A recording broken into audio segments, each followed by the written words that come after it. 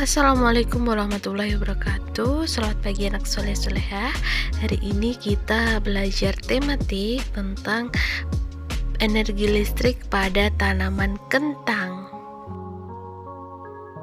Nah, soleh solehah, apakah ini tahu apa namanya? Iya, kentang, betul sekali. Tanaman kentang dapat menghasilkan listrik. Tanaman kentang menghasilkan listrik ini pada umbinya.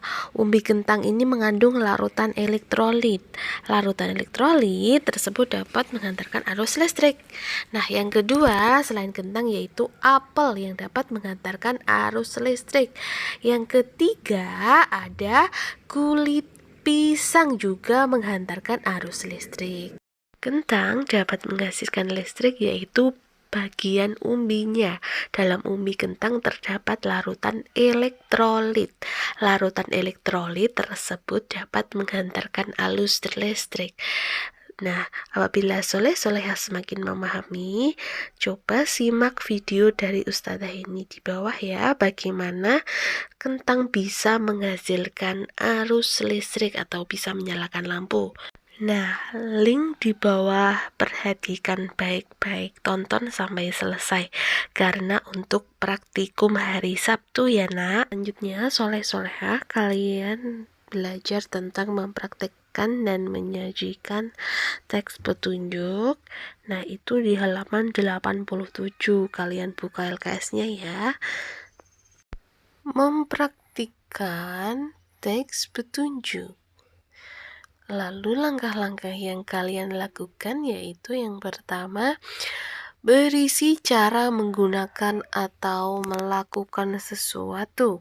Yang kedua, disampaikan atau disajikan secara berurutan. Yang ketiga, menggunakan kalimat perintah yang jelas. Menggunakan kalimat petunjuk dalam teks petunjuk. Menggunakan tanda seru di akhir kalimat. Yang kedua, disampaikan dengan intonasi tinggi atau naik. Dan yang ketiga, kata yang berada di awal biasanya diikuti dengan partikel lah. Contohnya kalimatnya tulislah, atau buanglah, atau lakukanlah, dan sebagainya. Yang keempat, dapat menggunakan kata seperti jangan atau tolong. Atau kalian bisa melengkapi penunjuk dengan gambar atau diagram. Pastikan langkah-langkah yang kalian tulis itu bahasanya mudah dipahami orang lain. Nah, perhatikan ini merupakan contoh kalimat petunjuk. Petunjuk penggunaan kipas angin. Perhatikan ya, yang pertama, colokkan stiker kipas angin pada stop kontak, lalu tekanlah salah satu tombol angka pada kipas angin. Nah, soleh-solehah, perhatikan kalimat yang kedua ini. Ada partikel apa saja? Nah, di awal kalimat ada partikel lah, tekanlah, dan diakhiri dengan tanda seru ya. Itulah yang dinamakan tanda seru, jangan lupa ya.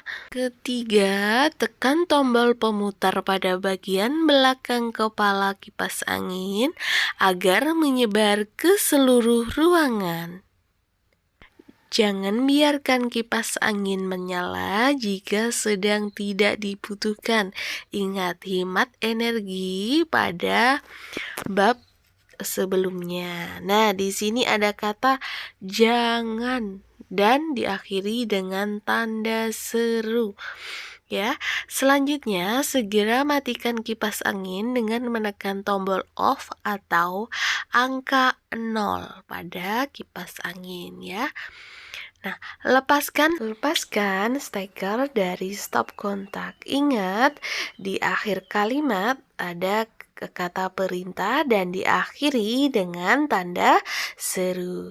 Demikian penjelasan dari Ustazah Heni tentang cara menyajikan teks petunjuk berdasarkan kegiatan. Selanjutnya kita belajar PB4 tentang pelaksanaan hak dan kewajiban masyarakat tentang penghematan energi. Kewajiban masyarakat menghemat energi. Berikut ini cara-cara yang dapat dilakukan.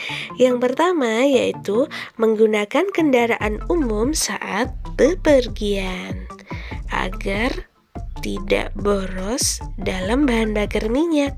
Kedua yaitu mengembangkan energi alternatif. Energi alternatif dapat mengurangi penggunaan sumber energi tak terbarukan dengan cara membuat biodiesel. Biodiesel ini yaitu terbuat dari bekas minyak jelantah digunakan untuk bahan bakar mesin atau diesel.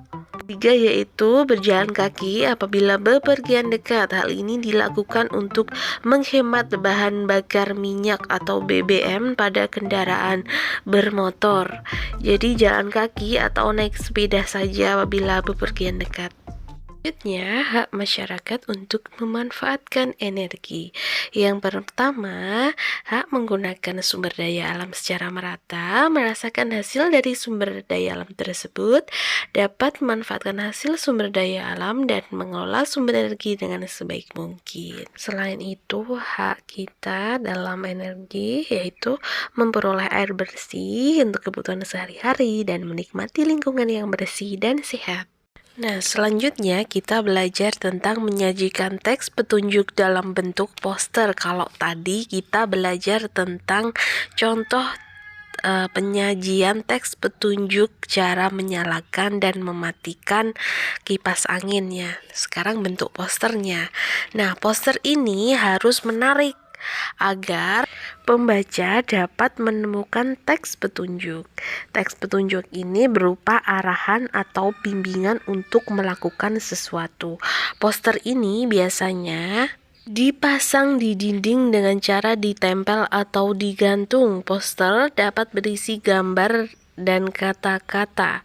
Nah, kata-kata yang digunakan dalam poster ini singkat, padat, jelas, dan menarik. Gambar yang dibuat harus menarik dan sesuai dengan tema posternya. Sekian penjelasan dari Ustadzah ini. Ada kurangnya mohon maaf. Wassalamualaikum warahmatullahi wabarakatuh.